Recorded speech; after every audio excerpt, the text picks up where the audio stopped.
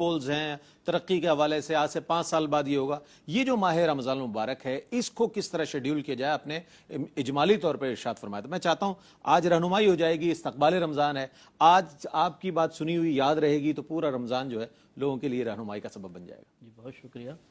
لیکن سب سے پہلے تو عبادات کا انتخاب کیا جائے جس میں فرائض بھی ہیں, واجبات ہیں, مستحبات ہیں. مثلا 5 نمازیں تو فرض ہیں ہی ہیں. پھر اس کے بعد جو سابقہ قضا نمازیں رہ گئیں ان کا حساب و کتاب کر لیا جائے کہ بلوغت کے بعد سے ابھی تک کتنی نمازیں نکل چکی ہیں. ایکوریٹ تو کسی کو نہیں پتہ ہوتا, غالب گمان کر کے ان کو اس کو کاؤنٹ کر لیا جائے اور آہستہ آہستہ ارادہ کر لیں کہ رمضان میں ان کو ادا کریں گے.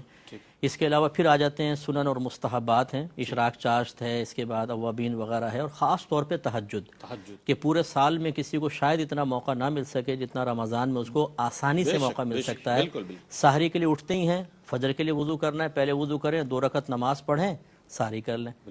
تو یہ بہت ہی اچھا ہو جائے گا کہ پورے رمضان میں کم از کم آپ یہ کہہ سکتے ہیں کہ میں تہجد گزار رہا. سبحان اللہ. اس کے علاوہ پھر قرآن پاک کی تلاوت ہے, اذکار الہیہ ہیں, جیسے حضرت نے اشارہ فرمایا کہ سرکار نے فرمایا کہ جو اس رمضان کے مہینے میں کوئی نفل کام کرے گا تو فرض کے برابر, اور ایک فرض 70 فرائض کے برابر ہوگا. تو اس کا مطلب ہے کہ نوافل بھی اگر اختیار کریں گے, مستحبات, تو اس کا درجہ بہت ہی زیادہ ہے, اس کا ثواب بہت بڑھ گیا ہے. اس کے علاوہ پھر تعلیم و تعلم سب سے زیادہ ضروری ہے. آج کل اپنے گھروں کے اندر ہے اور آن لائن ایجوکیشن بہت آسان ہو گئی ہے. تو ایسا اگر کوئی ان کو سلسلہ مل جائے کہ کہیں فرض علوم سیکھنے کا موقع مل رہا ہے, کہیں پر کوئی اور چیزیں سکھا رہے ہیں, تو اس کلاس کو جوائن کریں اور ایک اپنا ٹائم جو ہے وہ ضرور تعلیم و تعلم کے لیے بھی رکھیں. اسی طرح گھر میں بچے ہیں, بچوں کو اگر آپ مصروفیات نہیں دیں گے تو وہ کھیل کود اور شور شرابے میں ٹائم گزاریں گے.